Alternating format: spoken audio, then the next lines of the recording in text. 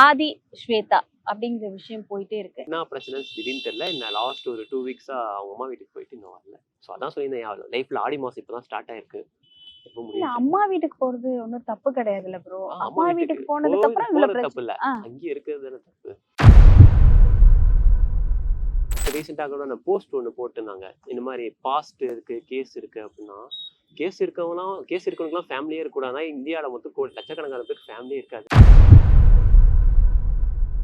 இல்ல இப்ப என்னன்னா எல்லாருக்குமே பார்க்கும்போது என்னமா தோணுது, சரி ஓகே இவங்க 2 பேரும் லவ் பண்ணாங்க, கல்யாணம் பண்ணாங்க, தனியா வாழ்ந்தாங்க. திடீர்னு ஒரு சடனா ஒரு பொண்ணு வந்துட்டு அவங்க அம்மா வீட்டுக்கு கிளம்பி போறாங்கன்னா, ஏதாவது ஒரு பிரச்சனை இருக்கும். இவ்வளவு தூரம் பிரச்சனை வந்திருக்கு. நீங்க இத்தனை இன்டர்வியூஸ் கொடுத்துருக்கீங்க. அவங்க ஏன் எந்த ரிப்ளையும் கொடுக்காம வாயவே திறக்காம இருக்காங்க?